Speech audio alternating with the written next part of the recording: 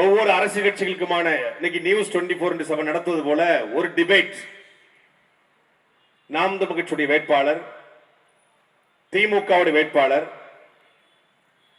அதிமுக கூட்டணி வேட்பாளர், அதே கூட்டணியில் வர இருக்கிற தாவேக்காவோட வேட்பாளர், இந்த வேட்பாளர்கள் நிறுத்தி ஒரு பொது விவாதம் நடத்தினால், இந்த பக்கம் அதிமுக காரங்க, திமுக காரங்க, தாவேக்கா காரங்க, இந்த பக்கம் நாம் தமிழர் கட்சி வேட்பாளர், ஒரு பொது விவாதம், ஒரு டிபேட். ஆவடி மக்கள் சார்பாகவே அந்த பணத்தை போட்டு ஒரு டிபேட் நடத்தினா, மனசாட்சி தொட்டு சொல்லுங்க, நாம் தமிழர் கட்சி வேட்பாளர் எழுப்புற கேள்விக்கு அந்த மூவர்ல ஒருத்தர் கூட பதில் சொல்ல முடியாது. நாம் தமிழர் கட்சி வேட்பாளர் டிபேட்டுக்கு வராங்கன்னு தெரிஞ்சா இன்னைக்கு டிபேட்டுக்கு மத்த அரசு கட்சிகள் வரமாட்டான். பர்கானாவா ஐயோ ரொம்ப பேசுங்க, ஐயோ கார்த்திகாவா ஐயோ வேணாங்க வேணாங்க, இடுமோனம் கார்த்திகா ஐயோ ஊம குத்த 4 குத்து குத்துவாருங்க வேணாங்க, சாட்டை துறைமுறை விட்டுருக்க சாமி வேணாங்க, 7 தலைமுறைக்கு தோண்டி திட்டுவாப்புல வேணாங்க, என் தாத்தம் போட்டுலாம் இழுப்பாரு, வரமாட்டான்.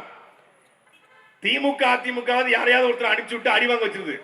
சரி போயிட்டு வா போ, 4 குத்து வாங்கிட்டு வா, என்ன பண்றது, ஆத்தமல்ல கொள்ளடிச்சிட்டோம், கனிமூலத்தை கொள்ளடிச்சிட்டோம், 4 லட்சம் கோடியை கொள்ளடிச்சு வச்சிருக்கிறோம், நீ வாங்கிட்டு தான் ஆகணும் போன்னு அனுப்புறாங்க. ஒருத்தர் 4 டிபேட்டுங்க, 4 சம்பத்தை தெரியுமா, 4 களி நறுக்குன்னு துண்டு தூக்கி போட்டு போயிட்டாப்ல, அதை பண்ணி விட்டு நம்ம அண்ணன் பாண்டே.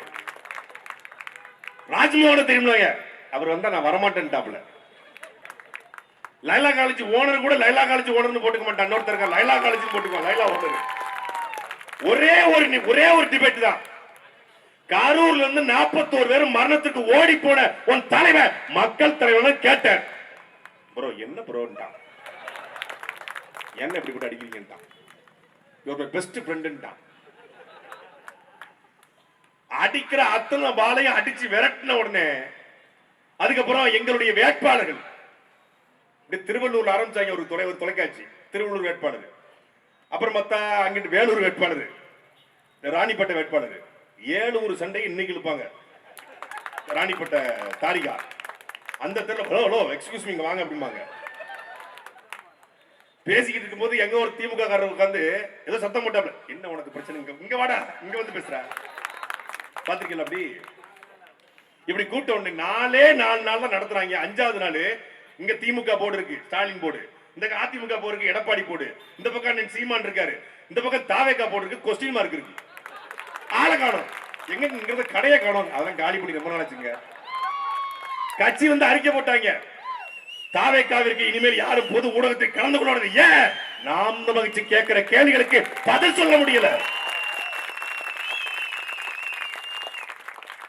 ஒரே ஒரு கேள்விதான் கேட்டுட்டு இருக்கோம், 1.5 வருஷமா கேட்கிறோம் நாங்களும். இந்த முதல் மரியாதை படத்துல ஐயா எனக்கு ஒரு உண்மை தெரிஞ்சாகணும் சாமி அப்படிப்பாருல, உன் கொள்கை தெரிஞ்சாகணும் சாமி அப்படின்னு நாங்க கேட்டோம். எல்லாரும் ஒரே கேள்வி, தாவேக்காவின் கொள்கை என்ன? கன்ஃபார்மா தெரியும் ப்ரோ, நீங்க திமுக காசு வாங்கிட்டீங்க. தாவேக்காவுடைய கல்வி கொள்கை என்ன? மாசம் 2 லட்சம் ரூபாய் சாட்டரைக்கு வருது ப்ரோ. தாவேக்காவுடைய கொள்கை என்ன? மாசம் 80 லட்சம் வாங்குறீங்க. திமுக பேரோல இருக்கீங்க, யார் இவங்க? டேய் அவங்க எச்சிக்கைட்டு கூட காக்க வர மாட்டாங்கடா திமுக காரங்க. அவங்க வீட்டுக்கு வந்தா கக்கூஸ்வாலிய களவாங்கிற கூட்டம், எங்களுக்கு காசு கொடுப்பாங்களா? திமுக காசு வாங்கிட்டு தான் நாங்க திமுகவுடைய அடக்குமுறை, திமுகவுடைய ஒடுக்குமுறை, ஆத்தும கொள்ளை, கனிமவள கொள்ளை, ஊழல், லஞ்சம், கரப்ஷன், கலெக்ஷன், கமிஷன், இந்த கேடுகட்ட கேவலப்பட்ட ஆட்சியினுடைய அடக்குமுறை எடுத்து பேச முடியுமா? காசு வாங்கினா பேசுறான்.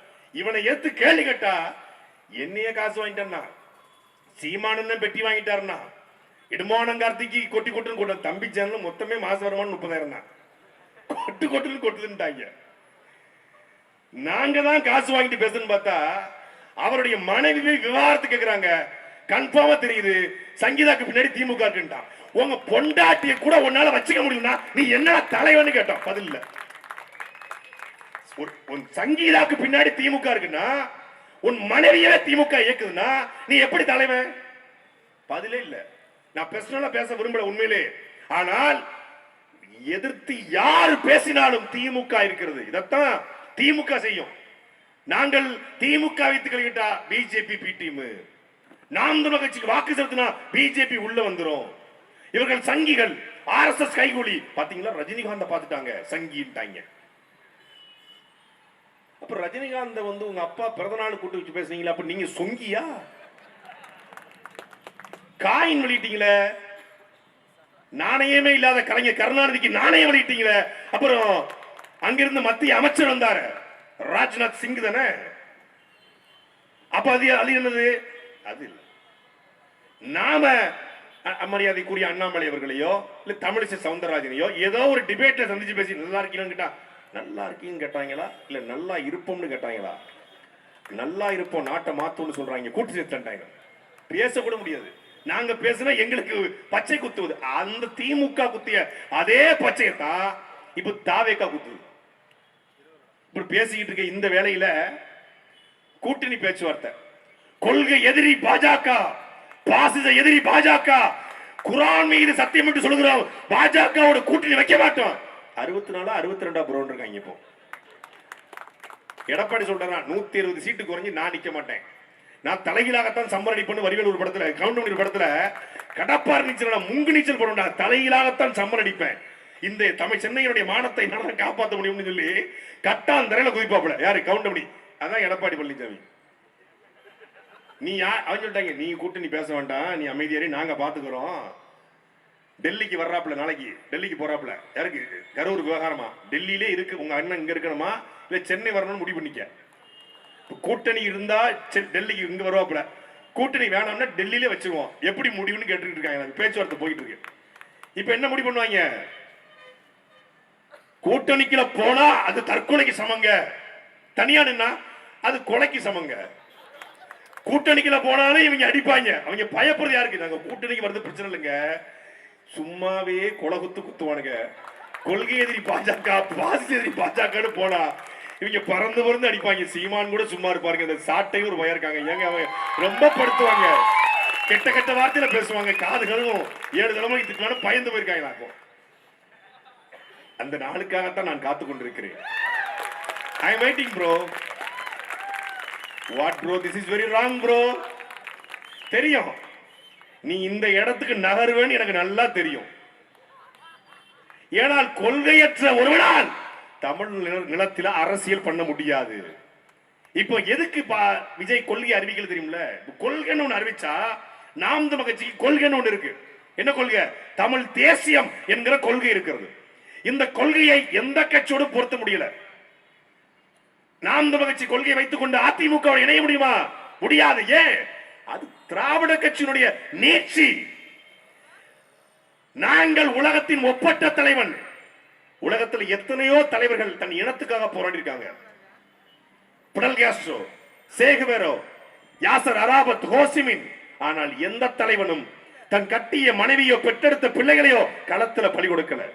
சுபாஷ் சந்திரபோஸ் போராடினார், ஆனால் தன் குடும்பத்தை களத்தில் இறக்கல. பகத்சிங் போராடினார், தன் குடும்பத்தை களத்தில் இறக்கல. யாசர் அரபாத் போராடினார், தன் குடும்பத்தை களத்தில் இறக்கல. ஹோசிமின் போராடினார், தன் குடும்பத்தை, பிள்ளைகளை, மனைவியை களத்தில் இறக்கல. ஆனால் உலக வரலாற்றிலே தன் இனத்தின் விடுதலைக்காக கட்டிய மனைவியை, பெற்றெடுத்த பிள்ளைகளை களத்தில் பலி கொடுத்த ஒரே தலைவன் எங்கள் தலைவன் மேதகவே மட்டும்தான். அந்த தலைவனை தலைவனாக ஏற்றுக்கொண்ட நாங்கள் எம்ஜிஆரை, அண்ணாவை, ஜெயலலிதாவை, கருணாநிதியை தலைவராக ஏற்ற இவர்களோடு ஒருபோதும் கூட்டு வைக்க முடியாது. தமிழ் தேசியம் ஒருபோதும் திராவிடத்தோடு கூட்டு சேராது.